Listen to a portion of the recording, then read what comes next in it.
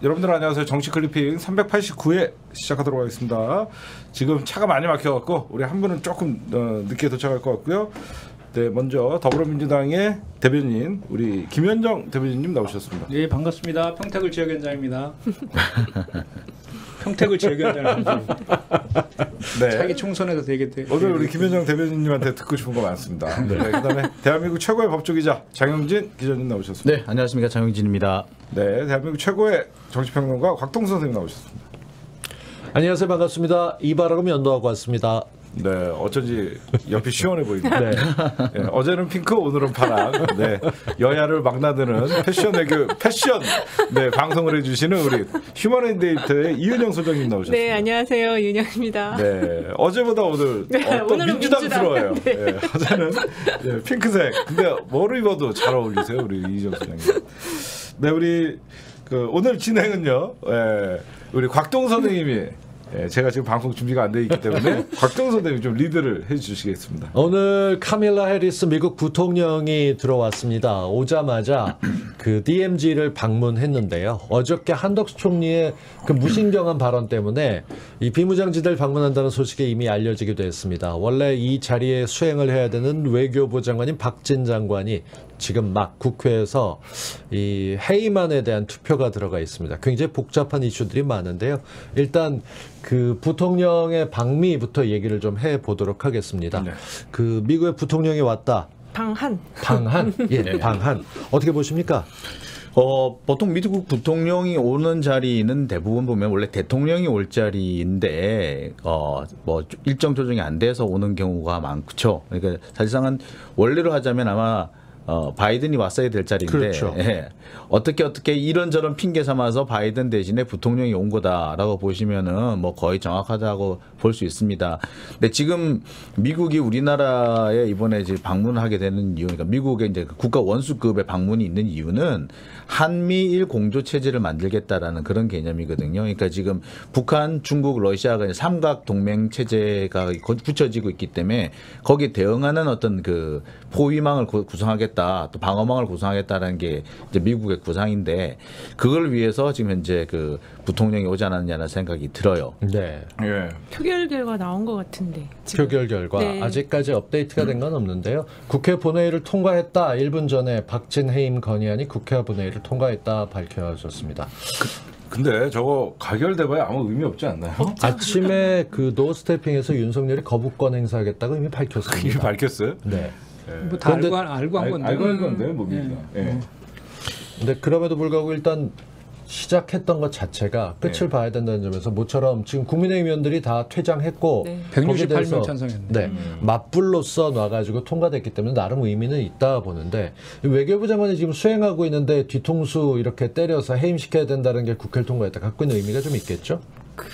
어쨌든 근데 외교부 장관 어저께 여론조사들 나온 거 보면은 안 바꾸는 게 더 이상한 상황이 되어 있었고요. 그리고 뭐 민주당이 뭐 시기를 시기적인 문제는 지금 거론할 논의할 필요는 없는 것 같습니다. 그 대신 이제 오늘 그 카밀라 해리스 방한의 그 내용이 너무 드라이하고 이 대통령에게 무슨 대통령실은 면죄부를 준 것처럼 미국과의 그 동맹은 굳건하고 아무 문제 없었다라는 식으로 지금 발표는 하긴 했는데 그 북한 그 DMZ 가가지고 북한은 정말 악랄한 독재 정권이다 말 한 던지고 그냥 바로 미국으로 가셨거든요. 그래서 불 지르고 갔네. 네, 불 싸지르고 가셨어요. 한반도 평화는 어쩌라고 불 싸지르고. 어떻게 지금 그리고 이제 바로 또 한미일 그 군사훈련이 시작된다, 연합훈련 시작한다고 하니까 이 의미가 동북아시아 뭐 그 미국의 전체적인 전략 변화 속에서 지금 이렇게 드라이하게 하고 가신 건지 조금 봐야 될 것 같습니다. 저는 해리스 미 부통령의 방안은요, 딴 게 아니라 이건 어떻게 보면 미래 권력이라고 봐요. 미국에서는 지금 현재의 그 바이든 대통령을 현재의 권력이지만 인기 없는 대통령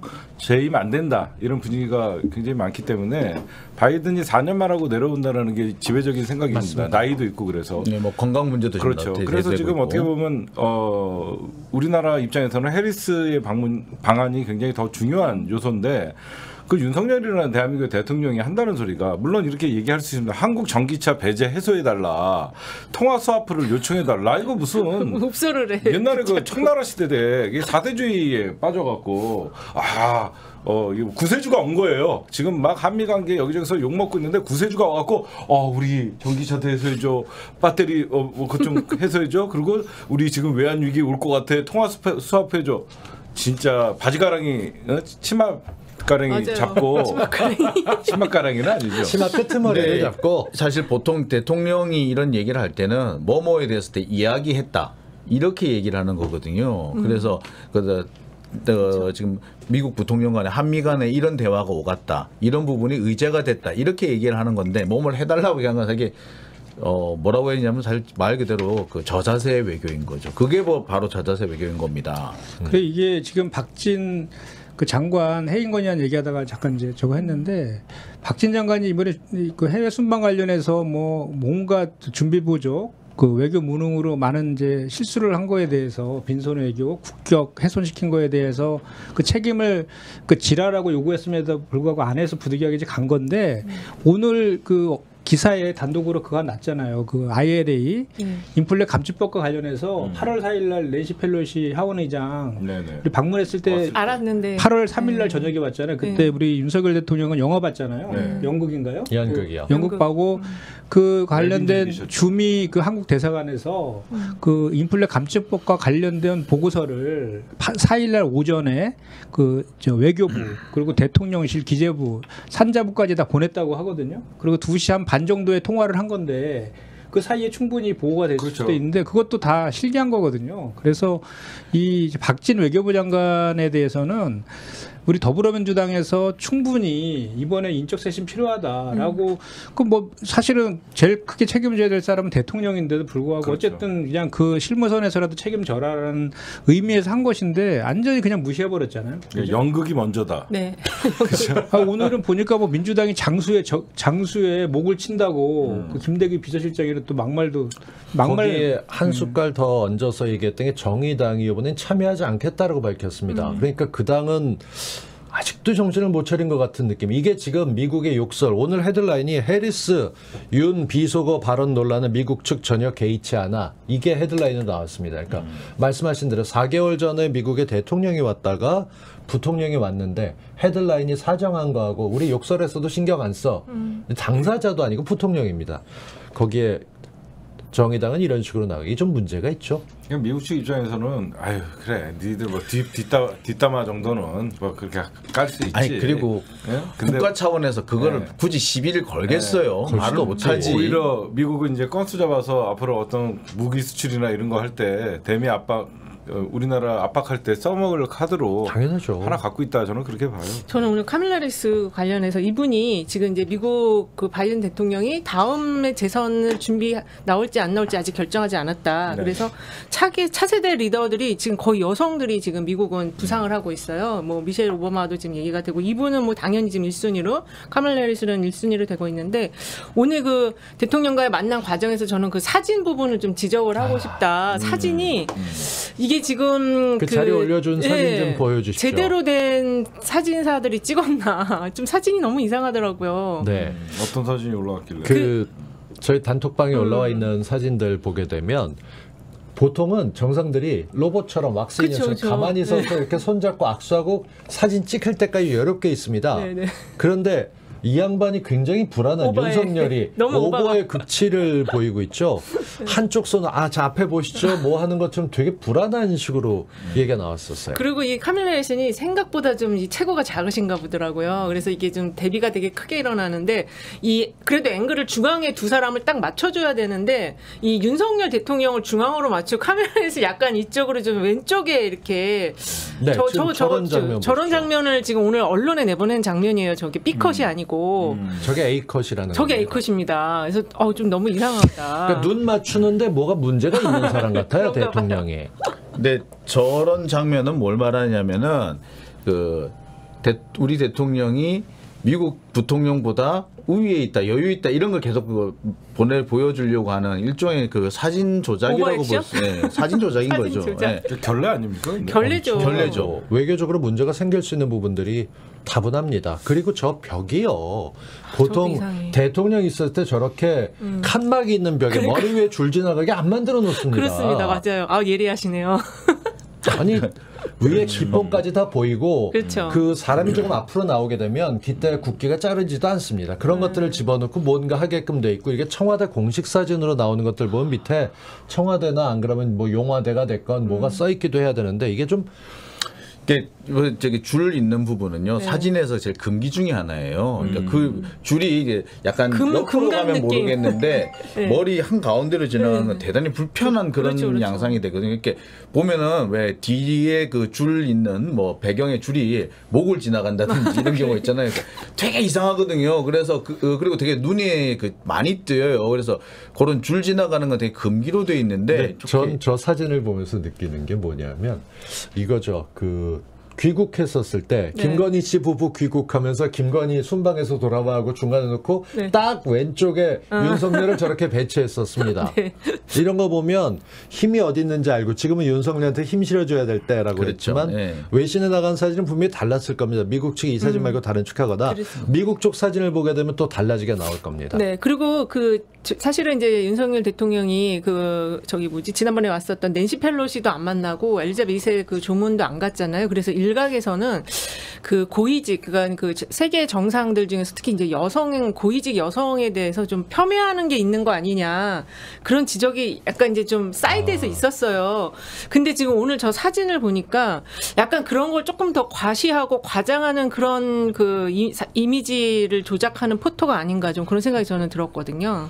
그러니까 상당히 우월해 보이는 그런 모습이거든요. 되게, 그러니까 그런 일단은 크기 몸 체구도 좀 작다 보니까 더 막 오버 액션을 해가지고 그러니까 일부러 저런 그 일종의 그 사진 이미지를 통한 그쵸. 어떤 그 여론 조작이라고 해야 그렇죠. 될까요? 미국은 상징 조작이라고 하죠. 상징 조작, 예. 상징 조작. 상징 조작을 하고 있다고 네. 보는 게 결국은 맞을 것 그러면 같아요. 박진 외교부 장관 지금 해임 건의안이 통과됐는데 대통령은 해임 건의를 그 거부하겠다는 뜻을 밝혔는데 그 거부할 수 있는 방법이 어떤 게 있는 거예요? 좀 아시는 분이 있으면. 그러니까 그 해임 입으로 건의 나 거부야 그냥 끝나는 거 아니고. 아니죠. 절차가 거부권은 있어요. 있을 거 거부권 국회에서 어떻게- 해임안이 올라가죠. 네. 그렇게 되면 행정부에서 이걸 수용하고 원래 국회 의사를 받아야 되는데 거부권을 행사할 수 있습니다. 아주 단순한 절차입니다. 보내면 15일 이내인가요? 그쵸. 그때 뭐 이렇게 거부권 행사 이렇게 돼 있죠. 아니, 그 해임 건의안은요 정확하게는 거부권 행사를 할 수 있는 게 아니라 답을 안 할 수 있어요. 이게 해임 건의라는 건 말 그대로 건의거든요. 그러니까 건의를 받기 때문에 이거는 뭐 건의는 안 받아도 된단 말이에요. 그럼 그러니까 법률안이 아니에요. 건의는 안에 있잖아요. 그렇죠. 예, 해임 건의 같은 경우에는 이렇게 법률적으로 그 의무 사항이 아닙니다. 그래서 거부를 한다든지 아예 대답을 안 한다든지 할 수 있어요. 그런데 이게 정치적인 부담을 주는 것은 분명하죠. 해임 건의가 되었던 그런 장관을 계속해서 국회에 출석시킨다는 것 자체도 상당히 정치적으로 부담이 되는 거기 때문에 노무현 전 대통령 같은 경우는 결국에 한 석 달 정도 끌다가 그 당시 그 김두관 그전에 자진 사퇴를 하죠. 김두관 그 행자부 장관을 그 사실 교체하는 형태가 돼버리거든요. 그때 자진 사임을 했어요. 자진 사임하는 네. 거죠. 근데 그런 형태로든 간에 빠져나가 주는 게 맞는데 지금으로서는 뭐 윤석열 같은 경우 버티겠다라고 보는 거고 그러니까 박진 장관 같은 경우에도 뭐 임명권자한테 다 맡기겠다 이러고 있으니까 아니 그러면 사퇴 안 하겠다는 이게 얘기죠. 우스갯소리로 지금 해임 건의 올라왔잖아요. 그 건의를 해임하라는 거예요. 그 개가 안 나오나 했다. 아니 그렇잖아요. 지금 그 장관 해임안이 이제 한 7번인가 있었대요. 근데 이제 실제로 해임한 건 한 번이었고 나머지는 다 이제 장관 스스로 사임을 해줘서 부담을 덜어주는 형태였는데 지금 그 윤석열 대통령이 이거는 여당이 알아서 할 문제다라고 얘기했어요. 민주당이 해임 건의안 올린다고 했을 때. 근데 아니죠. 이건 그 국회가 네. 행정부에 정식으로 보내는 건데 이게 어떻게 여당의 문제라고 할 수 있습니까? 그거는 그렇죠. 이상한 말도 안 되는 화법이죠. 그리고 오늘 여당은 아무도 안 들어왔다고 하고 전원 불참을 해서 그러니까 뭐 그렇겠죠. 네. 그러니까 이 과정도 쉽지 않았어요. 사실 따지고 보면 내일은 본회의가 열리지 않게 돼 있는데 네. 주호영이 그 국빈 방문을 이유로 내일로 해임안을 미뤄달라 얘기를 했어요. 근데 만약에 그렇게 됐었으면 내일 다시 열 거냐 안 열 거냐 갖고 넘기려고 하던 의도였었죠. 그래서 민주당이 그렇게 안 된다고 김진표 의장을 설득했고 아침에 해임안 거부권 행사하겠다라고 했기 때문에 국민의힘 일정을 봐서 저녁 6시로 원래 3시 걸 6시로 미뤄졌는데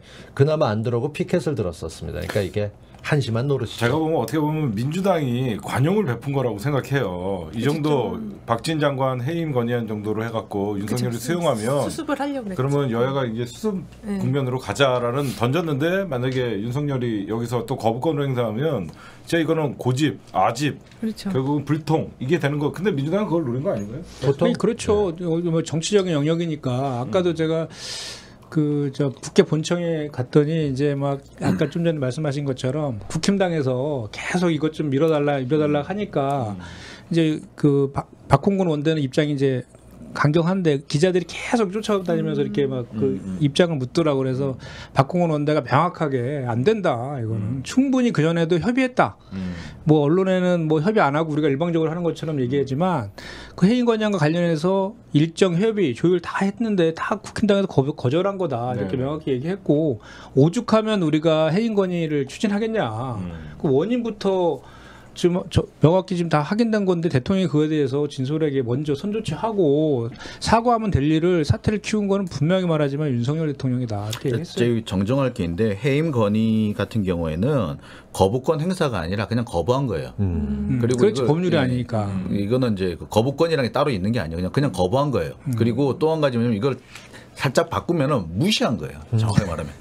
국회 의사를 무시한 국회 해임 건의를 무시했다. 그러니까 아마 대통령의 임명권을 자기가 더 확실하게 주장하는 거고 민주당이 조금 더 강하게 나가려면 사실 장관 탄핵을 갔어야 돼요. 근데 그거는 정치적인 부담이 있기 때문에 근데 일단은 이렇게 하고 걸리고 나면 이렇게 해서 노림수가 있는 것 같아요. 거부하겠다 그렇게 되면 그 다음에 받아칠 수도 있고 이런 뭐 정도 통과되거나 원래 민주당에서 대변인 발표가 있죠. 예. 그 한 8시쯤에도 누군가 고생하고 민주당 되게 써내겠죠. 급박했을 것 같아요. 오늘 논평만 10개 넘게 나온 것 같아요. 어떤 오늘 가장 기억에 남는 논평? 하도 많아가지고 내가 오늘 당번은 아니었는데 우리 그 도당위원장님이 우리 오늘 우리 지역위원장들하고 국회에서 좀 보좌를 해서 갔다가 그냥 얼떨결에 좀 보게 됐는데 요즘 어제도 제가 말씀드린 것 같은데 요즘 대변인 논평이 10분 단위로 서로 막 치고받고 막 이쪽에서 한 번은 바로 그거에 대한 논평 내고 막 이런 식으로 막 잘하는 거예요. 또 오늘 또 윤석열 대통령이 또 뭐 그 영유아는 뭐 어쩌고 뭐 이상한 말 또 많이 했잖아요. 네. 그리고 또 뭐 아니 그리고 오늘 들은 얘기인데 언론에도 난 것 같기도 한데 이 원래 이 막 욕설하고 비속어 얘기한 거를 처음에는 그거 알고 있었잖아요 본인들도. 근데 그게 처음에는 그래서 그냥 사과하고 이렇게 하려고 하다가 이게 삽시간에 그 전 세계로 막 타전되면서 그쵸. 정상들이 다 알게 돼버렸다는 거예요. 이미 알고 있죠. 그래서 알고 있겠죠. 캐나다로 가는 비행기 안에서 급변했대요. 캐나다 이건 내에서도 화제가 그냥 이건 안 된다. 이건 그냥 버텨야 된다. 이렇게 기류가 그 10달 시간 안에 그 기류가 있었던 거예요. 그렇죠. 그러니까 그저께가 제가 각국 정상들이 전부 다 알려지고 이렇게 되니까 우기자 이렇게 바뀐 거지. 각국 정상들이 이제 다 알게 돼서 국제 망신 될 것 같으니까 그렇게 이제 바뀌었다. 그렇게 그런 얘기하더라고요. 그래서 그 모던 포스트 그 있잖아요. 그 세계 지도자들 22개국 네. 거기서 오늘 드디어 윤석열 대통령이 19%로 꼴찌했어요. 모닝 컨설트. 예. 그게 2월 29일 지난주 목요일날 발표했기 때문에 오늘 발표할 예정이었거든요. 그래서 오늘 얼마나 떨어질까 다들 궁금해했었습니다. 지난주 27% 나왔거든요. 아니 거기 계속 10%도 나왔었어요. 네. 지난주 27% 나왔고 올라갔다 이번 다시.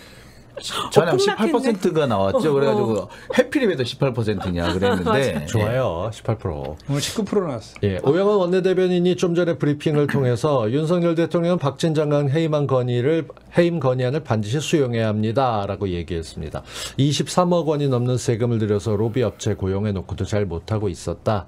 실패한 인사 얘기하는데 이제 실패할 인사 얘기도 지금 또 들어오고 있습니다. 근데 이 정부에서 아직 장관이 없는 자리가 아직도 많지 않나요? 그래서 넣었어요. 거의 그래서 오늘 이주 네, 교육 전 장관을 교육장관은 MB 때 교육과학기술 이주호하고 경사노위 위원장에 김문수를 앉혔습니다. 정말 잘 모르시는 분들을 위해서 말씀을 드리면 이주호 장관 같은 경우는 MB의 교육 정책을 설계했던 사람입니다. 오린지 기억하시죠? 전 교육과학기술부 장관이 사회부총리 겸 교육부 장관으로 지금 지명이 됐고 50일째 공백이었던 사회부총리에 있는 겁니다. 그리고 또 하나 깜짝 놀라게 될 것은 경제사회노동위원회 여기가 장관급입니다. 장관급이죠. 예. 경사노위라고 부르는데 그 임기를 일단 마친 분에게 그 김문수 전 경기도지사가 올라가게 됐습니다. 저분 극우 유튜브 하시다가 갑자기 장관 되셔서 너무 아니, 경악입니다. 경악. 경기도지사입니다. 김문수입니다. 119에 전화 거셨던 그분. 그리고 요즘은 거의 전모 목사 뒤에서 계속 북치듯이 따라다니는 걸만 알려져 있었던 김문수 전 지사가 대단하죠. 그러니까 김문수 전 지사가 노동계 출신이잖아요. 네. 가장 뭐랄까 강경 노선을 이제 했던 그런 사람인데 점점 바뀌더니 나중에는 태극기 부대 가서 연설한 거 둘째치고 그런 얘기까지 노동계를 통해서 막말을 많이 했어요. 저분이 지금도 부정선거 얘기도 같이 외치는데 동참하셨었고 그 민사소송을 많이 세게 길게 해야지 노동자들이 그 쟁의행위 안 한다고 이런 얘기까지 하는 사람이에요. 그런데 저런 사람들을 노사정을 조정하는 거기에 위원장 시킨 한국노총조차도 이례적으로 반대 성명을 냈어요. 아니 저분이 코인파리가 아니고 코인 그 슈퍼챗 때문에 좀 더 강경한 발언들을 계속 하면서 아까 말씀하신 정광훈 목사랑 같이 그런 거 했던 분인데 저렇게 발탁을 하는 게 그래서 다들 경악을 했거든요. 저게 인사 얘기 나온 거는 한 3주 전부터 나왔었어요. 김문수를 안 친다. 그리고 오늘 좀 전에 말씀해 주신 그 이주호 교육부 장관은 사실 이분이 교육부 폐지론자거든요. 그래서 오늘 그 교육계 쪽에서는 다 이제 반대 의견이 나오긴 했지만 교육부에 대해서는 좀 개혁과 여기를 좀 바꿀 필요는 있다라는 게 있어서 과연 그거를 하고 나가실지 지켜봐야 될 것 같아요. 그때는 교육과학 무슨 장관이었지? 네, 교육과학 같이. 청와대도 임태희 전 실장하고 이주호 이 양반하고 둘이 MB 교육 체계를 뒤집어 엎었던 양반인데 임태희가 지금 교육감하고 있잖아요. 그렇죠. 경기도 교육감하고 있어요 지금. 경기도에서 뭔가 또 이상한 교육 실험들을 하게 되지 않을까 걱정입니다. 근데 지금 윤석열 정부의 인사를 보면요. 이건 집권 말기의 인사예요. 아무도 들어갈 사람이 없을 때 전 정권의 사람들이 사실상 이런 극우 성향을 띠고 과거 정부에서 일했던 사람들은요. 집권 말기 때 아무도 그 자리에 안 가려고 그럴 때나 겨우 하는 건데 이거는 이제 취임한 지 150일도 안 된 정부가 이런 사람들 인사를 쓰는 자체가 이해를 못하겠어요. 제가 취재를 좀 해봤었거든요. 그랬더니 그러니까 그 장관 후보군에는 꽤 많은 사람들이 올랐었다고 하고요. 실제로도 약간의 검증 절차도 들어갔었다고 하는데 최종 단계에서 나 못하겠다라고 하는 사람이 꽤 많았다고 합니다. 검증 때문에. 네, 처음에는 지금 검증을 때문에 장관 임명 때문에 그 검증을 하려고 그런다. 혹시 검증에 동의하시겠느냐? 그러면은 검증에 동의한다라고 하신 분들, 그러니까 검증 아예 동의 안 하신다는 분들도 많았고 검증에 동의한다고 해놓고 막상 후보군에 들어오셔가지고 지금 후보 이번에 올리려고 합니다. 하는데 나 좀 빼주시면 안 될까요? 라고 해서 막판에 틀어버린 분들도 꽤 많으시다고 해요. 그러니까 지금까지 보면 꽤 오랫동안 지금 그 장관 자리가 비어 있었던 경우가 많잖아요. 네. 그런데 그 장관 자리를 채워넣지 못했던 이유가 자기들 이제 윤석열 정권에서 장관으로 하겠다고 꽤 여러 명을 점 찍었는데 점 찍은 사람들마다 나 못하겠소라고 했다는 거죠. 결국에 들어온 것이 결국 이제 MB 정권의 그때 인사들을 뽑아들인 거는 얘기는 그렇대요. 그러니까 지금 지금 현재 그 윤석열 정권에서 핵심이라든지 윤석열 정권을 운영하는 핵심 그 인력들이 사실은 다 MB 쪽 사람들이라는 거죠. 그렇죠. 그래서 그 사람들이 결국에 우리가 결국 책임져야겠다. 그렇게 해서 이렇게 된 것이다. 그나마 지금 이 소식을 제일 좋아하는 사람은 한덕수입니다. 노무현 때 일했던 사람과 MB 때 일했던 사람이 한 정부에서 다시 일하고 있고 우리는 정부를 가리지 않는다. 여야를 가리지 않는다. 이렇게 자랑하고 싶어 하는데 아무도 신경 쓰지 않습니다. 말씀하신 대로 친이계가 다시 점령해 나가는 모습을 보이고 있다. 이렇게 볼 수 있을 것 같아요. 노동계에서는 이분 경사는 임명에 대해서 지금 현안 중에 지금 핵심 쟁점이 노란봉투법이 있는데 요거 어떻게 볼까요? 그러니까 오늘 그 질문을 했더라고요 기자들이. 그러니까 주로 민주노총은 이제 반대를 당연히 할 건데 한국노총도 반대를 하는 거예요. 그러니까 어떻게 생각하냐 그랬더니 답변이 가관이더라고. 한국노총 안에서도 또 반대 안 하는 사람도 있대. 아니 무슨 조직이라는 게 다 하나하나 따지면 그런 사람도 있을 수 있는데 그 공식적인 조직의 입장이 중요한 거잖아요. 그런 시각을 갖고 있는 거죠 지금. 노란봉투법은 당연히 반대하겠죠. 국민의힘이 진짜 이주호 이 교육부 장관 후보자는요. 그러니까 우리나라가 지금 2022년인데 교육의 시계를 진짜 2020년으로 다시 이분이 어떤 짓을 했냐면요. 2010년으로 가죠. 2010년으로 그 당시에 했던 짓이 자유형 사립고 도입. 맞습니다. 그 다음에 일제고사를 전면 시행하면서 아이들 성적 순으로 줄 세우기에 급급했던 그 사람이고 그다음에 그 당시에 진보 정당에게 후원한 교사들 네. 169명을 대상으로 중징계 파면 해임해 갖고 헌재에서까지 싸우는 시끄러운 엄청난 네, 맞아요. 이런 큰 문제가 있던 사람인데 네. 경쟁교육 부추겨갖고 그걸 그렇죠. 말아먹은 사람이.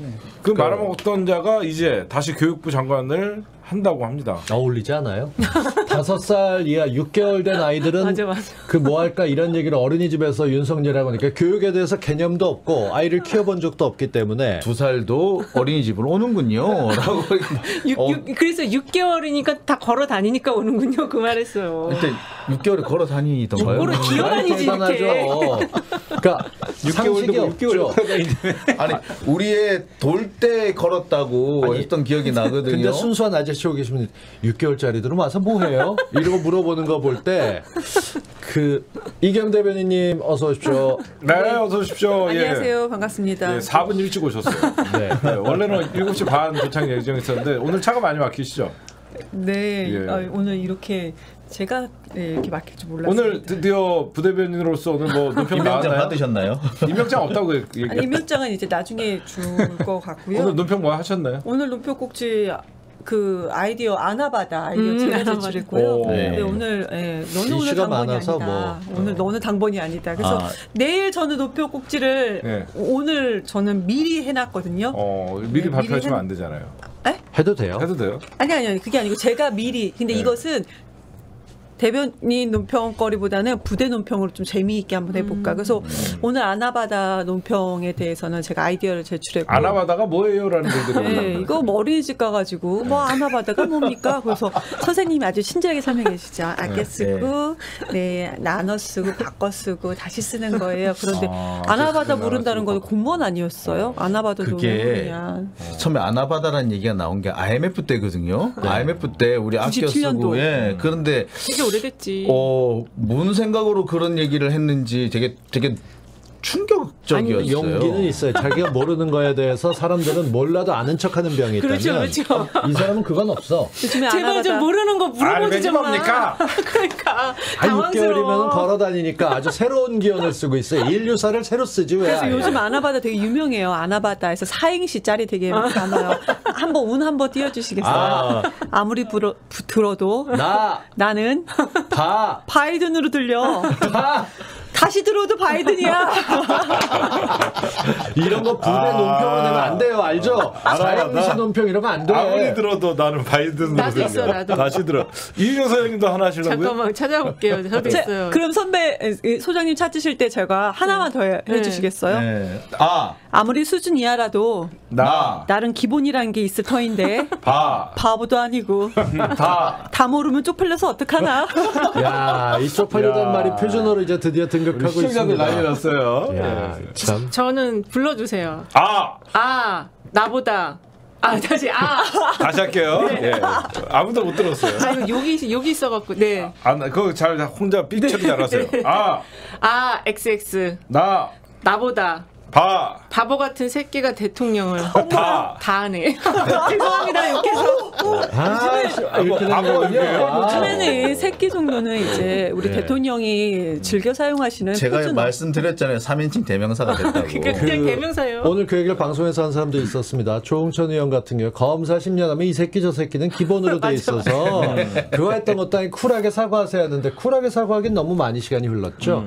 지금 아니, 사과하는 건 찌질한 거죠. 사실 쪽팔리다까지는 비속어이긴 하지만 그렇게 비난이 들어가 있지는 않았거든요. 그러니까 그냥 넘어가시는데 이 새끼라는 말을 좀 빨리 그냥 사과를 해버렸으면 오히려 지금쯤 무마됐을 수도 있어요. 그리고 어제 말씀하신 것처럼 아니 내가 열심히 준비해갔는데 바이든이라는 놈이 내가 1억 달러나 낸다 그랬는데 아는 척도 안 하고 말이야 48초 했고 나 기분 나빠서 나 이 새끼라 그랬어요. 그랬으면 만약에 그런 식으로 얘기했다면 박수 받았어. 차라리 박수를 받았을 거예요. 와 역시 강골 검사 이랬을 거예요. 그러니까. 뭐 그렇게 하고 나면 동맹을 지입으로 깨는 게 되니까 그 얘기 못했을 테고 일단 재밌는 게 이렇게 해가면서 어떻게든 수습을 하려고 해도 다시 돌아서 바이든 얘기로 나온 것처럼 네. 넉 달 만에 바이든 이후에 카밀라가 왔다가 사실 몇 시간 안 있고 갔습니다. 네. 와서 오후에 나갔는데 DMZ 관련돼서 총리가 그 일정을 미리 공개해서 논란이 되기도 했고 총평해본다면 지금 왔다 갔다 했던 것에 대해서 이정훈 PD 어떻게 보십니까? 어떤 걸요? 그 미국의 이번에 부통령이 예. 방한했던 거 예. 진짜 체면을 세워주는 건지 예. 아니면 미국이 우리한테 제대로 멱살을 잡으려고 하는 건지 어떻게 보시는지. 저는 아까 말씀드렸지만 이거는 그냥 형식적으로 왔다가 오히려 더 숙제 안겨주고 가는. 맞아요. 북한에 대해서 엄청난 악랄한 독재 정권이라고 얘기하면서 북한을 이런 식으로 다루면 안 되거든요. 그래놓고 군사훈련한다고 하면 북한을 자극시키고 그냥 떠나서 대비도 없는 이 정부가 그러니까 외교도 못하고 그 지금 국무총리의 내각도 잘 못하고 이러고 나가고 있는데 네. 검찰은 일을 열심히 합니다. 이 얘기도 잠깐 해보죠. 오늘 제가 하고 싶었던 가장 큰 얘기 중에 하나가 김웅 의원 네, 결국 무혐의 나왔네요. 고발 사주 의혹에 대해서 이거는 장 기자님이 얘기를 좀 풀어주셔야 될 것 같은데. 네, 김웅 의원이 김웅 의원하고 손준성 전 검사하고 네. 이렇게 서로 이제 문자 메시지를 주고받았죠. 텔레그램으로 텔레그램 문자 받으면서 당시 좀 헷갈리기 시작하네 지금.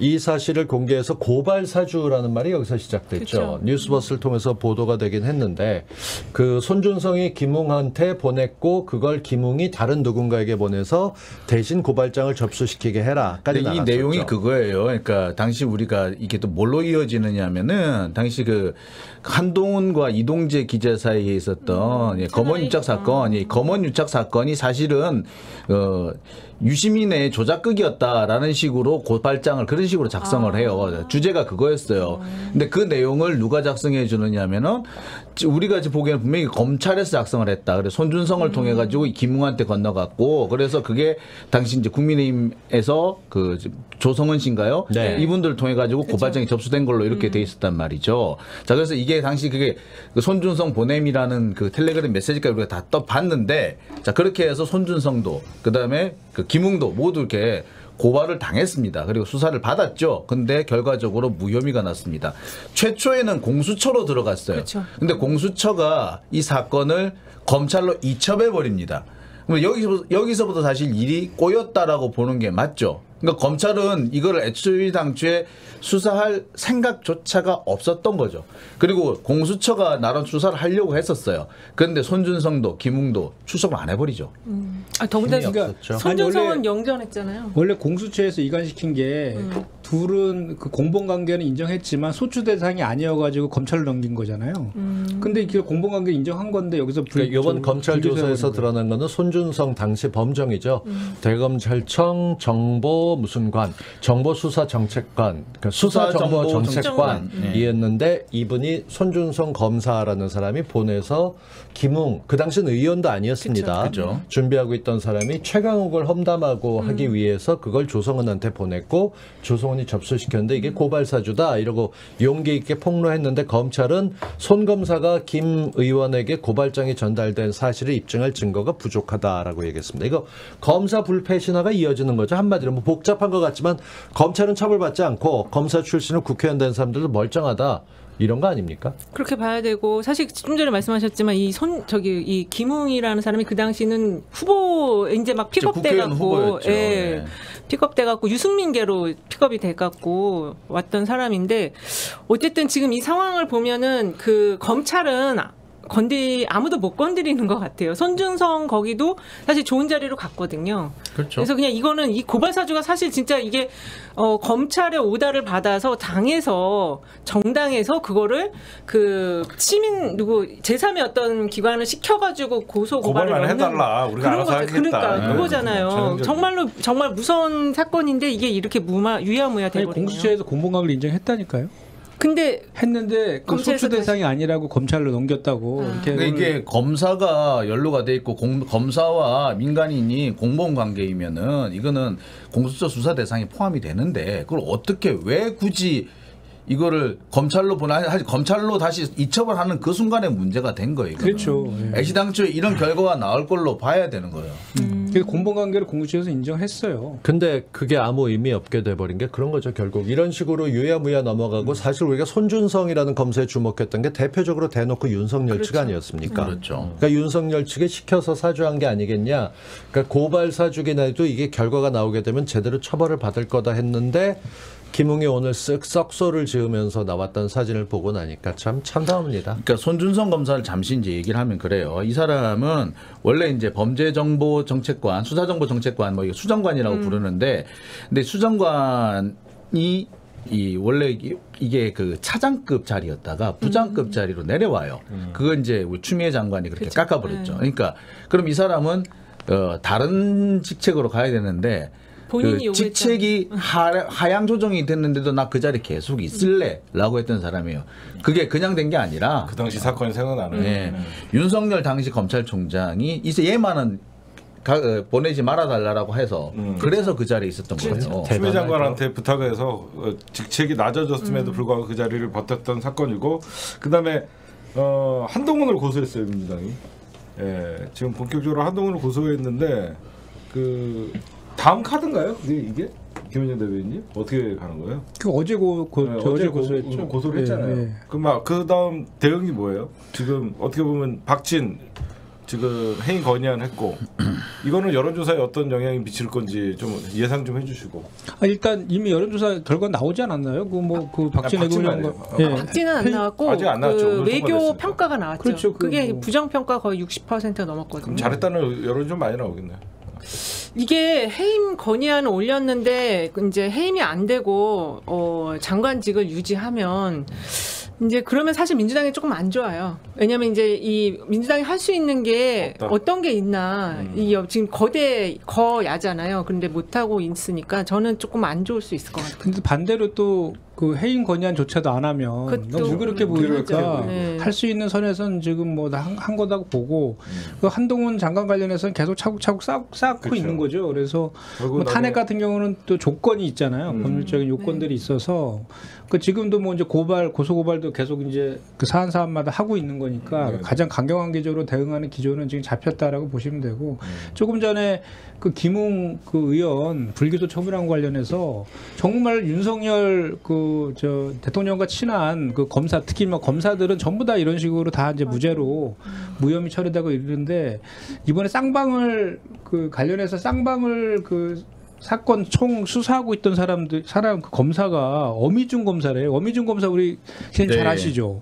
어미준 검사요? 유명한 사람. 이 사람이 옛날에 한명수 그 모해 이증 그거 하고 뭐 라임 뭐 조작 의혹했던 그 검사라면서요? 네, 맞습니다. 거기다가 이제 김영일 검사가 글로 차장 검사로 갔으니까 지금 이제 뭐 쌍방울 그 사건을 수사하는 걸 더 둘째치고 조작을 하겠다는 의도가 바로 엿보이는 거죠. 그러니까요. 그러니까 쌍방울 같은 경우에 지금 제일 문제가 뭐냐면은 이게 어떤 형태로든 간에 그 돈이 이재명 의원한테 넘어갔으면, 당대표한테 넘어갔으면 이게 아마 벌써 끝났을 거예요. 근데 어디를 봐도 그런 흔적이 없는 거예요. 그렇다면은 다른 사람이 받은 돈을 이재명 것이다라고 뒤집어 씌우든가, 아니면은 내가 무슨 청탁을 했는데 이 청탁이 결국에 이재명한테 갔다든가, 이런 식으로 진술을 만들어내려고 할 겁니다. 근데 그 진술을 만들어내는 역할을 잘했던 사람이 어미준 김영일이었던 거죠. 그러니까 이 사건은 애시당초에 지금 이미 조작으로 흘러가겠다, 조작을 하겠다, 그러니까 이재명을 넘어뜨리겠다, 말 그대로 사법 리스크를 현실화시키겠다라는 의도를 그대로 표시하고 있다고 보면 됩니다. 네. 그리고 이제 지난번 대장동 사건에서도 이제 처음에 엄청나게 그 이재명 게이트라고 몰아쳤잖아요. 근데 나중에 보니까 오히려 윤석열 아버지도 뭐 거의 연관되고, 그 국민의힘당 국회의원들이 오히려 더 많이 연루되고 막 그랬잖아요. 돈 받은 사람들은 다 그쪽이고. 박영수 특검 이 쌍방울 관련해서 그렇대요. 그러니까 쌍방울 관련해서 그 사회이사라든지 그 20억 받은 사람도 윤석열 사단이었던 그 변호사라며요. 그 사회이사들이 윤석열이랑 친한 사람들이 많이 들어가 있었대. 그 사람들이 그 사회이사하면서 정보를 이쪽 이제 그 이재명과 관련된 것처럼 보이는 것들만 밖으로 유출하고 있다. 그래서 그것도 파고 들어가 보면 그 사람들이 고무줄처럼 나올 거다. 이렇게 그렇죠. 지금 쌍방울 같은 경우가 원래는 상당히 전북 지역의 유력한 어떤 재벌 기업이었어요. 근데 쌍방울이 이제 그 무주 리조트라든지 또 그다음에 그 섬유 산업에 차양화되면서 이 쌍방울이 서서히 이렇게 붕괴돼요. 그러고 있다가 이제 그 기업 사냥꾼들의 어떤 표적이 됩니다. 그러면서 여러 차례 경영권이 변동되면서 회사의 그 알짜 자산은 다 빠져나가고 지금 거의 껍데기만 남은 상황이에요. 여전히 지금도 이 이 쌍방울이 계속 그 기업 사냥꾼들의 표적이 되고 있는데 이 쌍방울을 이용해 가지고 뭔가 주가 조작을 한다든지 또 부동산 사람인지 이런 걸 하기 상당히 유용하기 때문에 지금 표적이 되고 있거든요. 그런데 주가 조작이라든지 기업 사냥꾼이라든지 이런 사람들은 누구를 항상 끼고 있느냐? 특히 M&A 많이 하는 그런 기업 사냥꾼들은 항상 그 변호사들을 끼게 되는데 변호사의 대부분은 검사 출신입니다. 왜? M&A 하는 과정에서 매끄럽게 불법 없이 문제 없이 그렇게 흘러갈 수가 없거든요. 그러면 누군가가 쉴드를 쳐줘야 돼요. 누가 쉴드 쳐줄 거냐? 그럼 결국에는 전관검사, 검찰 출신의 전관 변호사만이 가능한 거거든요. 그게 지금 현재 쌍방울에서 나오는 현상인데 그중에 한두 사람 정도가 이재명 의원이나 이재명 의원 측에 변론을 해준 게 있어요. 그거를 물고 늘어지면서 쌍방울이 이재명 거다라고 이어가는 거예요. 아까 말한 이태영 변호사 말씀하신 것 같은데 이태영 변호사만 해도 사실은 그 누구냐면 윤석열하고 다들 가까운 사람일 뿐만 아니라 아마 제가 알기로는 그래요. 윤대진의 형 윤우진에게 소개해준 변호사가 이태영 변호사로 알고 있거든요. 그러니까 윤석열이 이태영 변호사가 그 누구죠? 대호 프로젝트에 참여했던 사람들 중에 맞습니다. 한 명이에요, 그분도. 좀 전에 그 말씀하신 것 좀 덧붙이면 8월 11일 날 TV조선에서 이제 보도를 했는데 그때 그 쌍방울에서 이태영 변호사가 근무한 로펌에 20억 송금한 게 이제 그게 법무법인 M. 예, 이태영 변호사랑 이태영 변호사가 이재명 그 대표의 변론을 맡았으니까 연관된 것처럼 했는데 알고 봤더니 그 윤석열 라인은 이남석 변호사가 받은 거예요. 이남석 변호사가 여기 이남석은 윤석열이 윤대진의 형한테 이남석 변호사 이태영이 아니라 20억 받은 사람이 이태영 변호사가 아니라 이남석 변호사인 걸로 확인됐거든요. 그렇죠. 이태영 변호사처럼 법무법인 M의 창설자고요. 이런 식으로 지금 쌍방울 관련돼서 제가 지금 요거 다 뭐 길어서 좀 그런데 윤석열 사단의 그 검사 출신들이 사회에서로 한 대여섯 명이 거기 지금 들어가 있어요. 맞아요. 그래서 그게 전부 다 그런 사람들이 그 안에 있는 것들이 또 엮어서 소스를 막 그러니까 언론에 카더라하면서 흘리게끔 하는 소스들을 주고 있다. 이런 이제 자, 그러니까 요약하자면 검찰 출신들은 여전히 힘이 좋고 계속 잘 나가고 있고 지금 자신들의 왕이 된 자가 대통령을 하고 있어서 그런지 모르는데 억울한 일도 있습니다. 내일 아마도 정경심 교수 관련돼서 지금 추가로 진행되는 재판에 1심이 나가야 됩니다. 많은 분들이 지금 이미 4년 받고 있는데 무슨 재판 하실 텐데 입시비리 사모펀드 관련 혐의로 4년 받은 거하고는 별도로 조국 장관하고 같이 엮여서 서울대 의전원 보낼 때 인턴 확인서 문제, 그다음에 재산 신고한 문제 관련돼서 조국 전 장관과 정경심 교수를 같이 지금 재판하고 있는데 내일 재판이 열립니다. 거기서 분리해가지고 정경심 교수만 따로 내는데 저희가 기대하는 거는 사실 이때 지금 보석 관련돼서 형 집행정지죠. 형 집행정지가 나가면 어떻겠느냐 뭐 이런 얘기들이 기대하고는 있는데 이쪽에 대해서 조심스럽게 좀 예측해보고 궁금해하시는 분들 많을 테니까 이게 총심 좀 얘기해 주시죠. 지금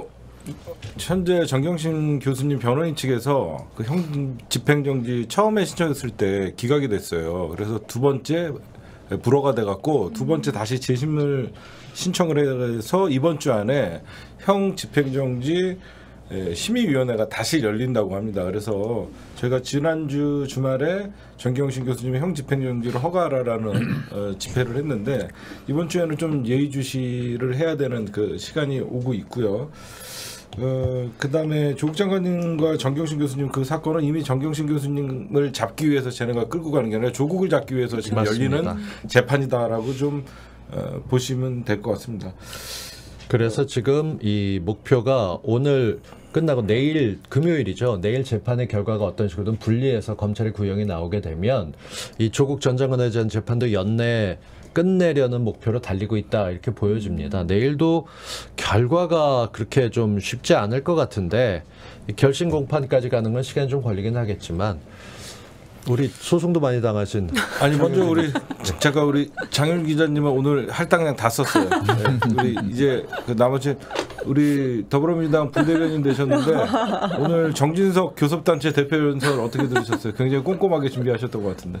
꼼꼼하게 하신 것 같아요. 그런데 우선 첫 본인이 번째는 뭐라고 논평하려고 MBC를 국기문란이라고 얘기했어요. 정진석이가. 그게 아니고 우선은 국기문란이라 MBC를 잡은 거에 대해서는 똑같은 얘기 앵무새처럼 똑같이 하고 있다. 그리고 그쪽에서는 검찰로서 접근을 한 것 같아요. 그쪽에서 일관되게 국기문란이라고 계속하면은 이것이 이제 법적으로 갔을 때는요 일관된 주장이라고 해서 그것도 일정 부분 옳은 주장으로 마치 그게 옳은 것처럼 그렇게 적용이 되는 것인데 그런 식으로 만드는 것 같고요. 근데 그것도 그렇고 지금 가만히 전반적으로 들었을 때는 야당인가? 왜 민생 얘기하면서 민생은 없지? 하는 생각. 그리고 왜 다 지적질만 있지? 비판만 있지? 앞으로 그럼 왜 없는 것은? 왜 미래에 대한 얘기는 없을까? 미래에 대해서 또 복지는 뭐 또 두텁게 하겠다라는 얘기를 또 했어요. 저는 거기서 화가 안 날 수가 없었는데요. 우리 이번에 지역화폐 1266억 원 완전 전액 다 삭감이 됐었잖아요. 그러면서 뭐 대통령실 이전 비용 지금까지 들어간 비용은 3,700세대 그 공공주택 건설이 가능한 비용을 자기네들 이렇게 옮기는 데 다 썼었고 또 막 여러 가지 너무 많았는 것 같아요. 부자 감세도 5년간 60조 원 이렇게 진행하면서 뭔가 복지를 두텁게 뭘 하겠다고 하는 것이냐 이런 생각이 좀 많이 났었고요. 그러니까 우리 그거 국정과제였었죠. 어린이집 돌봄 예산 80% 삭감했어요. 근데 어린이집 돌봄 예산 본인들이 그러니까 과제로 내놓은 거예요. 어린이집 갔다 오거나 그런 걸. 네. 근데 지금 맞아요. 근데 다 삭감을 했어. 그것도 80%나 삭감했어요. 애들은 집에서 키우는 거 아닙니까? 6개월 된 애가 선봉하겠습니까? 그래서 그런 거 보면서 솔직히 마음이 답답했었고 계속 비판만 할 수밖에 없는 상황인 건데 그럼 민주당에서는 정말로 비판할 것은 요목조목 잘 비판해야 될 것이고 내일 또 논평으로도 이거 다 나갈 것 같은데요. 그리고 또 민주당에서는 또 민주당만에 해야 되는 일이 또 목소리가 있지 않겠습니까? 첫 번째가 이제 민생인데 그런 부분도 계속 해야겠다. 그래서 좀 요즘에 마음이 오히려 대통령이 국정을 잘 못하는데 요즘에는 뭐 여야 할 것 없이 모두 다 신났다가 아닌 것 같아요. 전부 다 마음이 다 찹찹한 근데 여기서 되게 같습니다. 애매하게 돼 있었던 게 제가 여권의 인사들하고 접촉을 해보니까 정진석의 말실수를 꼬집는 게 있습니다. 네. 뭐냐면 다수당 대표가 대통령을 만나지 못할 이유가 없다면서 협치만 된다면 여당 대표는 빠져도 된다라고 얘기한 거 두고 정진석이 윤석열을 매기는 거네라는 얘기가 나와요. 그 사실 여당 대표가 누군지 지금 잘 모르잖아요. 그렇죠. 같이 낄 수 없으니까 그걸 핑계로 대통령실이 내년 도망왔는데 교섭단체 연설에서 이렇게 나왔대. 이렇게 되게 되면은 그 민주당 논평에 내일 빠지지 않고 정진석 원내 그 부의장의 논평대로 만나야 되니까 청와대 그 용화대가 만나라라고 얘기 정도는 해줘야 이게 담겨드는 거 아닙니까? 그러니까 이번 논평 나갔어요. 그 야당의 대변인 같다. 여당의 대변인 같다. 야당의 대변인 같은 논평에다 이렇게 이제 한 방 날렸는데. 그러니까 온통 전 정부 탓, 언론 탓하면서 시종일관 그 이재명 대표 관련된 그 비판적인 내용들만 계속 되풀이했거든요. 맞아요. 며칠 전에 이재명 대표 광고랑 비교해 보세요. 이재명 대표는 개헌을 좀 논의하자라고 얘기하고 기후위기 얘기하고 남북 평화 이렇게 거시적인 거 국민들과 관련된 민생 얘기 이런 거를 주로 담았는데 온리 그냥 전 정부 탓, 야당 탓, 언론 탓 이런 것만 하다 끝났거든요. 그러니까 정말 답답하더라고요. 그러니까 이게 정말로 그러니까 여당의 태도인지 참 답답합니다. 그래서 오늘 지금 그 MBC 화면 조작? 자막 조작 그거 관련해서 항의 방문한 다음에 지금 우리 언론 노조부터 해갖고 언론 관련된 그 단체들이 지금 너무 엄청 단체로 지금 농성하고 있거든요. 오늘 언론 노조에서 딱 5자로 그 윤석열 대통령을 표현하더라고요. 진상 윤석열로 지금부터 부르겠다. 호칭하겠다. 뭐 진상 밝히라고 그랬으니까. 진상 윤석열.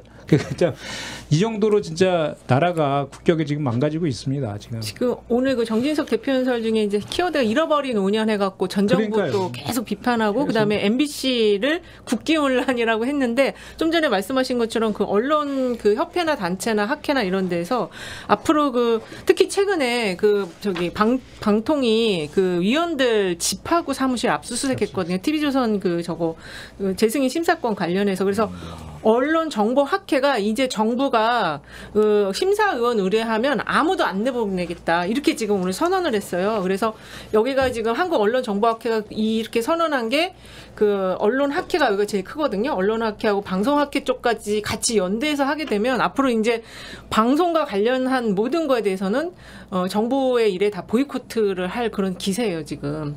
그 심의한 자체가를 검찰이 압수수색을 하면 그러니까 누가 하겠어요. 그리고 위원 집을 압수수색하는 경우는 없지 거죠. 않아요? 그러니까 이게 마치 옛날에 무슨 일이 뭐 옛날에 이제 박정희 정권 군사 정권 때 무슨 일을 하잖아요. 근데 거기 마음에 안 든다 그러면은 그 담당 위원이나 이제 담당 공무원들 일단 국정원에서 안기부에서 또는 중앙정부에서 잡아갔어요 무조건.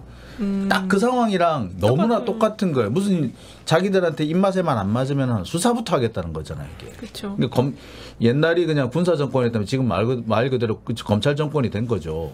거기다가 MBC에다가 그 공문 보낸 거 그것도 지금 얘기 진짜 무슨 이상한 사기 공문 같은 그러니까 거. 지금 이렇게 나라가 꼴이 아닌 게 전부 윤석열 대통령으로부터 기인하니까 더 문제인 거잖아요. 그러니까 아까 우리 그 장용진 기자님이 말씀하신 것처럼 다 차치하고 EXX라고 한 거 그거는 맞잖아요. 그러니까 그거라도 좀 이렇게 좀 유감표명이나 사과라도 했어도 이렇게까지 언론이나 이렇게 막 들끓지는 않았을 건데 그냥 모든 것들을 그냥 다 뭐 조작했다라고 막 그렇게 얘기하고 증거가 있는데 이렇게 계속 이렇게 가니까 이거 언제까지 이렇게 갈지 정말 걱정이에요. 계속 그럴 것 같거든요. 제가 좀 여권에 아는 사람들한테 좀 얘기를 좀 들어보니까요.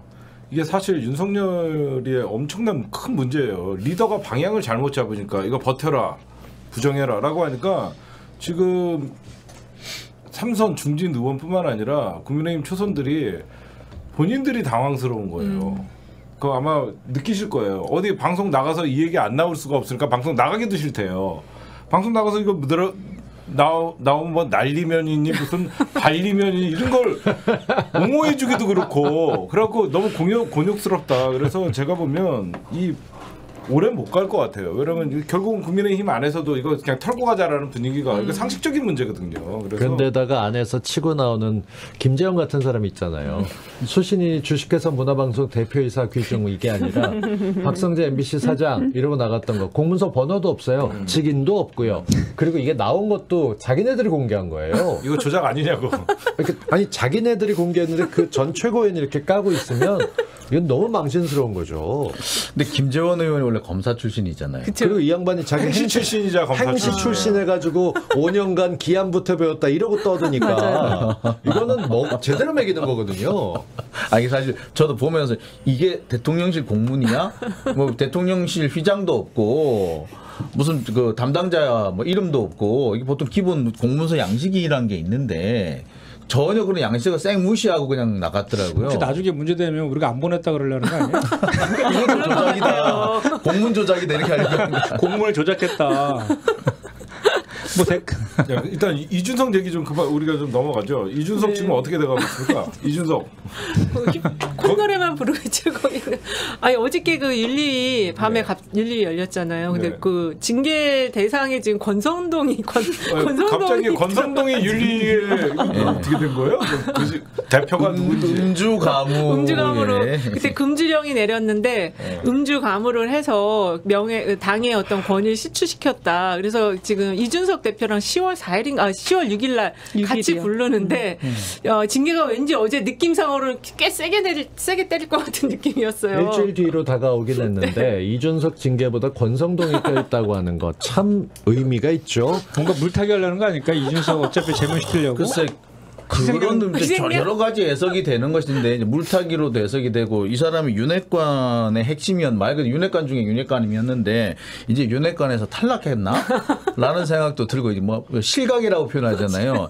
실각했나? 라는 생각이 그냥 제일 먼저 들었어요 저는. 근데 술 먹고 이렇게 했던 걸 지금 와서 처벌하는 거는 그 김현정 대변인님 말씀하신 대로 야 윤핵관도 우리가 이렇게 치는데 너를 자르는 것도 어쩔 수 없어 이렇게 같이 묻어버리려고 하는데 문제는 여기에 당할 사람도 아니거든요. 권농계가 되는 거 아니에요?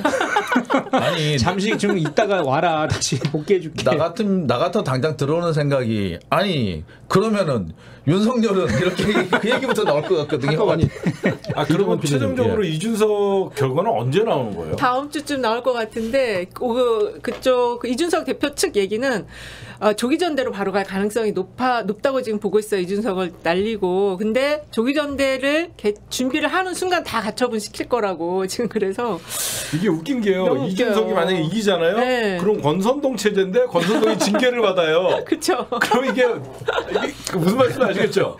이준석이 이겨. 그럼 다시 권선동 원내대 대행 체제로 가야 돼. 근데 징계를 받아. 주호영 사람과 주호영이 있잖아요. 그럼 갑자기 주호영이 그렇게 되는 거예요. 오늘 정진석은 인용되면 이 사람은 아웃이에요. 지금 정진석 자동으로 아웃이에요. 그러면 대표가 누구야? 주호영. 다시 주호영. 네. 다시 주호영? 권성동으로 가는 건 아니고. 근데 수건 돌리기 같아요. 근데 문제는 주호영 체계로 가면 그 최고위원들 다시 뽑아야 되거든요. 그 전에는 전국위원회에서 보궐선거가 돼 있었는데 이번 당원 바꿔가지고 다시 전당대회에서 하게 돼 있어. 그러니까 전당대회에서 열어서 뽑아야 되는데. 네, 이번에 국민의힘 쪽에다가 물어봤더니 국민의힘의 이제 사람들은 지금 윤리위원장이 이준석 제명까지는 몸을 사리고 있다. 나도 공천받아야 되는데 나도 총선 출마할 건데 그것까지는 좀 무리지 않냐. 그러니까 이양희가 그거 막아서고 있는 게 윤리위원장이 본인 때문에 본인 공천 때문에 그것까지는 안 한다거든요. 근데 그건 안 될 것 같고요. 근데 지금 주호영 원내대표 임기가 4개월 아니에요? 그러면은 1월에 내년 4월까지죠. 내년 4월까지예요? 자녀 임기 이후인 거 아니에요? 자녀 임기니까. 아니, 권성동 그 원대가 내년 4월까지예요. 내년 4월 얼마 안 남았잖아요. 그러면은 원래 이준석 대표 임기가 내년 6월까지니까 그냥 가만히 내비두고 전대를 하면 되는데 이 난리를 그렇게 안 됩니다. 그렇게 안 돼요? 지금 어떻게든 없애버리려고 하고 있는 쪽이기 때문에 그러니까 이준석을 제거해야 되는데 이준석이 전직 대표면서 지금 법을 잘 알아서 이렇게 가처분을 내내놓고 있기 때문에 지금 말씀하셨던 여권 측이 누구냐에 따라 달라지는데 지금 이 원로층이나 이준석을 내보내고 싶어하는 쪽에서는 백약이 무효라 그러면 사실상 손을 들었던 거고 마지막 카드로 이양희가 어떻게든 안건 올려서 추가 징계하자 했는데 이양희가 스스로 도망가면서 어제 안건이 상정이 안 된 거예요. 그러고 나니까 지금 권성동과 같이 묶어서 다음 주 목요일에 만약에 권성동 그 당원 6개월 정직 이렇게 하면서 이준석은 뭐 딴 걸 때릴 수 있느냐. 근데 때리면 또 가처분 넣을 거거든요. 그렇죠. 그러니까 무슨 사랑의 블랙홀 다니고 계속 같은 자리를 돌고 있어요. 하여튼 처음에 그 주호영 원내대표를 권성동이 이렇게 추대하려고 했잖아요. 네. 그리고 어쨌든 뭐 경선했지만 만들려는 거는 그 주호영 원대가 그 자녀 임기만 하겠다는데 나는 답이 있다고 봐요. 이유가. 그러니까 내년 4월까지만 하겠다라는 거고 그때는 니네가 다시 해 이렇게 하고 나는 조기 전대 1, 2월 달에 열어서 차기 당대표 뽑고 4월 달에 그만둘게. 요까지만 역할을 하라라고 이제 서로 윤핵관들하고 얘기가 된 거죠. 된 거고 이번에 이제 어쨌든 인용이 되면 근데 또 다른 얘기가 좀 나오긴 나와요. 어떤 거요? 당원 당규 바꾼 게 그 이준석과 소급해서 적용되지 않고 같이 적용될 수도 있다라는 게 거의 반반 정도의 이제 그 다시 또 이렇게 뭐 이렇게 왔다고 그런 얘기도 많이 들려요. 그건 조금 어려울 것 같은데. 근데 어쨌든 이게 뭐냐면 애시당초 이게 법원의 판결 내용이 결정 내용이 뭐였냐면 절차상 하자는 사실상 존재하지 않는다. 당 대표를 내보내기 위해서 비상 상황을 엉터리로 만들지 않았냐. 그렇죠, 그거죠. 그렇기 때문에 이거는 스톱. 이 말은 뭐냐면 원상 복귀시켜라는 뜻이에요. 원상 복귀 명령이라고 보시면 되는데 원상 복귀를 자꾸 안 하려고 한단 말이에요. 그렇기 때문에 여기서 법원이 물러서게 되면 법원의 입장도 참 사실 난감해질 겁니다. 제가 볼 때는 가처분 가능성이 일단 높다고 봐야 되고 또 그걸 합리화시키기 위해서 이준석 내쫓은 걸 합리화시키기 위해서 당원 단결을 또 바꿨단 말이에요. 그렇죠. 이거를 또 다시 소급 적용을 시킨다? 이거는 불법을 다시 이중으로 불법을 이용해 주는 상황이 되기 때문에 그건 정말 받아들이기 어려울 것 같아요. 그렇게 우리가 다 예측하고 있었잖아요. 근데 28일 날 신문에 참석했잖아요. 양쪽에서. 그때 변론을 할 때 우리는 당내 민주주의가 이렇게 사법부에서 판단하는 게 옳지 않다는 처음에 주장을 했는데 불구하고 가처분 인용됐잖아요. 근데 이제 어쨌든 거기 그 재판부에 요청대로 당원 당규를 바꿔서 다시 정비를 했는데 또 여기에까지 당내 민주주의를 없애고 다시 또 인용하는 거에 대해서 반론을 했는데 판사가 되게 긍정적인 표정으로 들었다 이 얘기가 이제 나와서 보통 그럴 때 반대로 판결하더라고. 나와가지고 우리 홍근택 변호사가 자기도 당연히 이거는 인용될 거다라고 했는데 약간 가능성도 있어 보인다 또 이런 얘기도 하더라고요. 그래서 어쨌든 뭐 우리가 원하는 건 아니니까. 아니 그러니까 저기 법조 쪽에 가면은요, 나한테 내 얘기 잘 들어주고 막 이러잖아요. 경찰이나 검찰이나 이러잖아요. 그러면 꼭 기소돼요. 네. 그러니까 지금 문제가 자기한테 되는 건 빡세게 하면 그러면 그럼 불기소되고. 저 얼마 전에 검찰 만났을 때 제 얘기 잘 들어줬는데. 그럼 기소돼요. 아니 불기소돼. 그 검찰에서 법정에서 판사들 같은 경우가 그렇게 되는 경우가 있는 거고요. 그래 여기서라도 시원하게 말해라. 이미 결정은 정해져 있어 하는데 지금 말씀하신 그 판사가 국민의힘에 좋지 않은 가능성을 갖고 있어요. 이유가 딱 하나인 게 국민의힘에서 법원 자체의 신뢰도를 떨어뜨리기 위해서 우리법 연구의 사람이다라고 얘기했었고 아니라는 것도 나왔고 이준석이 중간에 너무 많이 집어넣어서 뭐라고 한다라고 하지만 법적으로 봤었을 때 이준석 주장이 옳다라고 재판부가 판단을 하고 있는 것인데 국민의힘에서 이준석을 잘라내고 싶어하는 시도가 계속 있는 한 그 권력을 메우려고 나갈 건데 다음으로서는 정진석도 여전히 인용될 것 같고 어떻든 다음 주 목요일에 정진석이 아닌 그 권성동하고 이준석을 모두 불러다 다시 한번 이야기를 듣기로 했습니다. 윤리위원회가. 그다음에 우리 마지막으로 지금 우리가 보이지 않게 대외적으로는 우리가 어떤 한동훈 고소하고 민주당이 박진 탄핵안을 해임 건의안을 내고 있는데 검찰의 이재명 의원님 그 당대표 수사 압박이 굉장히 심합니다. 지금. 그럼요. 지금 이화영 전 부지사가 밤에 구속이 되고 그다음에 이거 어디까지 지금 대비하고 있는지 좀 그런 거 좀 보이지 않게 진짜 심하더라고요. 지금 그 대책위도 생겨 있잖아요. 예. 아니 어떤 상황이에요? 이재명 대표께서 그 최고위 그 비공개 회의 때 너무 억울해하시더라고요. 내가 뭐 쌍방울이랑 나 관련이 없는데, 그러니까 뭐 실제로 뭐 이렇게 의혹 정도도 사실 그러니까 뭐 연관성이 지금 드러난 게 아무것도 없는데 그냥 카드라고 넣은 거잖아요. 그리고 제가 아까도 잠깐 말씀드렸지만 그 쌍방울에서 20억 저기 입금했다는 그 변호사도 오히려 친윤 검사 출신 변호사 이남석 변호사지 이태원 변호사는 상관이 없거든요. 우리가 보면 로펌에 가면 같은 로펌 소속이지만 다 독립사산대처럼 하잖아요. 네. 그래서 서로 다르거든요.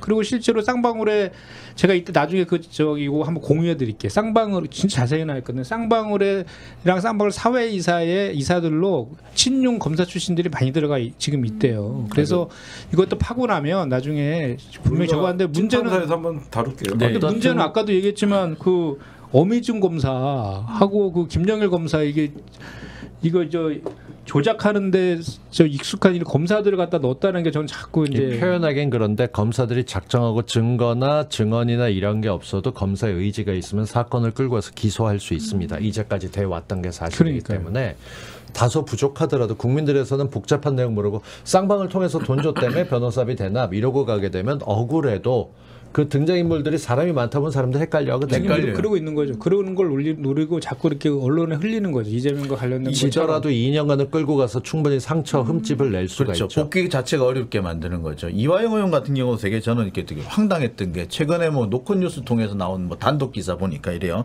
쌍방울이 자회사를 가지고 있는데 바이오 자회사를 가지고 있는데 이 자회사에 투자한 펀드가 있어요. 이 펀드에 투자한 투자자 A씨라는 사람이 있는데 이 투자자하고 이화영 의원하고 아는 사람이더라. 그래서 이 쌍방울하고 너무 멀다. 그러니까 제가 그래서 표현했어요. A 친구 B, B 동생 C, C 남친 D. 따라서 A와 D는 공복. 이렇게 묶은 거예요, 이게. 훌륭하네요. 검찰답습니다. 근데 이거를 이게 건이 됐는지 몰랐는데 법원이 이걸 받아둔 게 저는 또 이해가 안 가나. 근데 어저께인가 주식 갖고 있었다고 1억 원 어치 주식 갖고 있었다 그래서 마치 뭐가 있는 것처럼 지금 계속 단독 기사들을 올라와요. 그렇게 몰고 가서 이화영을 넘기고 이화영이 이재명 때 평화주의사를 했었다 이렇게 얘기하다 보니까 끌고 갈 만한 게 있다라고 보고 이재명을 포위하기 위해서 나가던 예상되는 것들이 나가는 거죠. 그리고 이와 함께 꼼꼼하게 문재인 전 대통령을 향한 수사도 같이 이루어지고 있습니다. 연말쯤 뭐가 예산에 통과할 때쯤 되면 한 2달간 더 디벨롭 해갖고 꽝 터트리겠다 이런 분위기로 보입니다. 지금 이재명 의원 그다음에 문재인 대통령에 대한 수사는 일단 약간 조금 수면 밑으로 내려갔어요. 그렇다고 해서 안 하는 게 아니라 아니면 자기들 안 하는 게 아니라 실은 그 밑에서 더 나쁜 형태의, 더 안 좋은 형태의 어떤 그 공작이 진행되고 있을 거다라고 보는 게 정확하죠. 근데 측근을 구속했다는 거는 다음은 바로 올라간다는 거거든요. 그렇죠. 지금 이화영 부지사를 했다는 건 바로 올라간다는 거라서 민주당이 앞으로 좀 대응을 좀 더 세게 공격이 최선의 방어다라는 얘기를 좀 하고 싶은데 시간이 이남석 변호사가 보니까 윤우진 옛날에 용산 세무서장 그 변론했네요. 근데 대한민국에 풀리지 않는 미스터리가 윤석열 인사청문회 때 그러니까 나온 게 제가 아까 이태용 변호사라고 제가 착각을 했는데 그러니까 인터폴에 수배됐다가 도망갔던 사람을 잡아와서 무혐의를 주는 게 대한민국 검찰과 법원에 했었던 일 아닙니까? 윤우진 씨가 그랬었잖아요. 그 윤석열 최측근이라고 하는 사람이. 8시 3분이 됐기에 여쭤보겠습니다. 내일 그 저녁에 특별 방송이 있습니까? 내일 우리 7시에 7시에 리아님 거기 만명 세레머니 그렇군요. 아까 연락 왔던데. 네. 내일 저녁 7시에는 그렇게 함께 해주시면 좋을 것 같고요. 그 혹시 몰라서 여쭤봤던 겁니다. 지금 시간이 이제 끝날 때 됐으니까. 저희가 벌써 2시간을 한 거예요? 1시간. 1시간이죠? 내용 너무 풍부해가지고. 일단 할 말이 없었나요? 늦게 오신 이경대 변호사 30초씩 얘기 좀 해주시죠. 마무리 멘트. 오늘 뉴스에 있었던 얘기 해주셔도 되고. 오늘 늦게 왔습니다. 그런데 지금 보면은 바이든이 한 말은 분명히 명확하게 했는데도 좋은 생각이세요? 네. 좋은 생각이 났어요. 이렇게 명확한 우리가 유머 거는 코드 필요하다 했지만 기계를 사용해서 유머하는 건 안 돼요. 깜짝이야. 자주 있더라니까. 아니 이렇게 명확한 것은 끝까지 아니라고 우기면서 아까 말씀 주신 것처럼 본인들이 수사하고자 생각하는 부분은 이제 죄를 딱 지목하고 A, B, C까지 타고 가면서 C, D까지 타고 가면서 이제 수사를 하잖아요.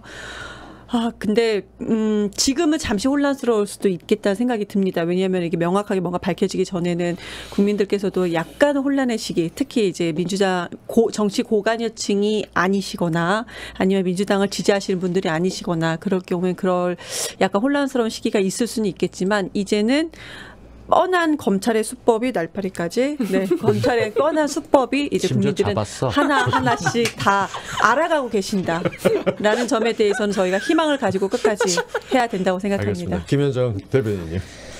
예, 자포자기면 백전백승이란 말이 있어요. 제가 만들어낸 얘기인데 자포자기하면 백전백승이다. 그래서 또 진퇴양난이면 임전무태다. 지금 이 윤석열 정부에서 하는 게 이 후한무치 모렴치한 행태가 바로 요 두 사자성어로 재밌어. 이거 좋은데? 자포자기면 백전백승이다. 제가 노조위원장 할 때 우리 아내가 하도 늦게 들어오고 뭐 이렇게 술 마신다 그래서 제가 계속 자포자기면 백전백승이다. 우리 집 가훈으로 세뇌시켰던 건데 이 정부가 지금 자포자기를 했어요. 아주. 그래서 어차피 다 포기하고 막 가는 거예요. 이제 그러면 이긴다 생각하는 것 같고 또 물러설 데도 없잖아요. 그러니까 진퇴양난이면 임전무태다. 맞서 싸우는 거죠. 근데 이제 그렇게 됐을 때 그 끝은 어떻게 되겠습니까? 예. 우리 다음부터 이런 걸로 시작합시다. 장윤주 기자님. 네, 저는 민주당에 좀 주문하고 싶은 게 있습니다. 지금 한동훈을 고소를 했다는 건데 이거는 위법 사항이 있다라고 주장하시는 거잖아요. 그러면은 이거를 고소 고발해서 수사기관에 맡길 게 아니라 국회는 국회가 해결해야 돼요. 탄핵을 하시든지 해임 건의를 하시든지 이게 맞는 겁니다. 자꾸 이거를 사법기관에 넘기면요. 사법기관의 힘만 키워져요. 지금 우리가 검찰의 힘을 왜 이렇게 많이 키워줬겠습니까? 정치에서 해결할 일, 국회가 해결할 일을 자꾸 검찰한테 갖고 가버렸거든요. 네. 그러니까 이거를 국회가 해결을 하실 때가 됐다. 네. 수사기관에 넘기지 말라. 이현영 소장님. 한 시간 했는데 2시간 한 이 느낌은 뭐지? 생각은 다음 시간. 되게 좋은 것 같아요. 아까 보니까 6명 하는 거 좋다 이렇게 올라오더라고요. 편하잖아요. 저는 오늘 확실하게 깨달았습니다. 제가 앉아있으면 재미없어집니다. 제가 진행하면 절대 안 되겠다는 걸 깨달았고 이거는 계속 개총수님이 하셔야겠다. 이 아이템을 몰라도 상관없어.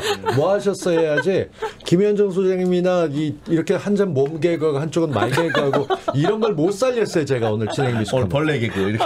아니 너무 물 흐르듯이 우리가 아무것도 준비 안 됐는데 물 흐르듯이 자연스럽게 주제가 탁탁탁 넘어갔어요. 예. 이게 여럿이 있다 보니까 어쨌든 컨디션 안 좋은 날은 가만히 있으면 돼요.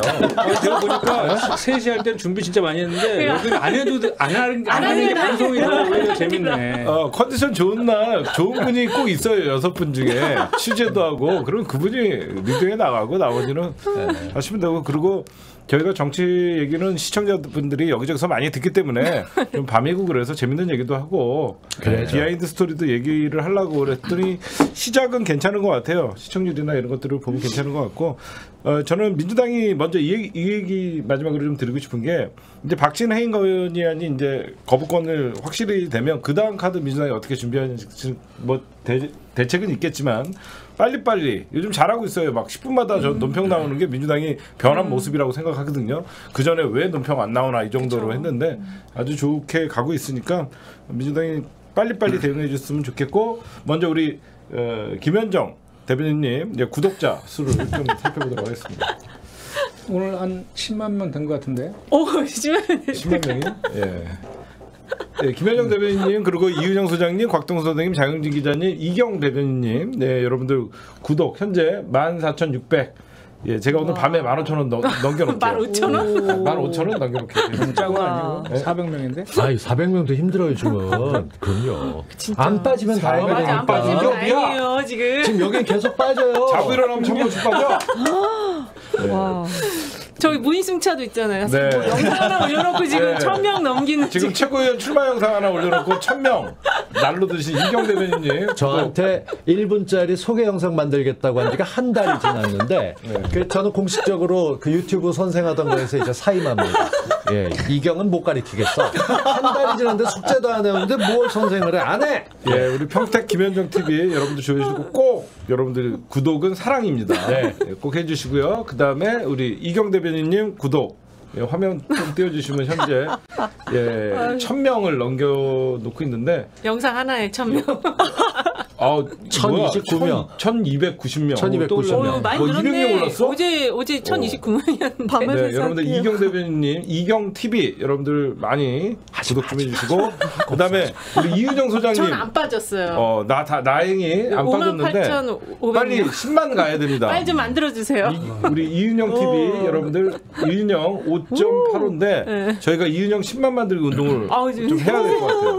그다음에 곽동수 선생님은 여러분들 18만 지키기. 18만 7명 됐습니다. 예, 현재는 좀 버티기가 중요한 시기라서 하는 게 다행입니다. 그다음에 우리 장영진 기자님 다시 16만 복귀. 네. 다시 장영진 TV 여러분들 16만 복귀 좀 부탁드리고 뭐니 해도 올해 안에 개국본 TV 10만 만들기 운동. 그거 해야 돼. 제가 나가면서 개국본은 꼭 10만 만들어 놓고 나가겠습니다. 아주 쉽게. 이경 TV 사진이라도 찍어 올려달라고 말씀 주셨는데 이거 끝나고 어떻게 올리는지 좀 알려주세요.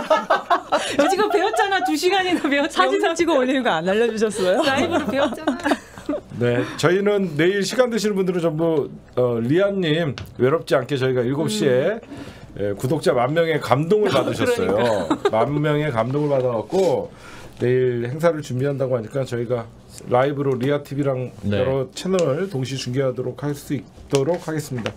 네, 정치 클리핑 389회 다 한 말씀 좀 하셨나요? 네. 네. 여기서 마치도록 하겠습니다. 여러분들 고맙습니다. 고맙습니다. 감사합니다.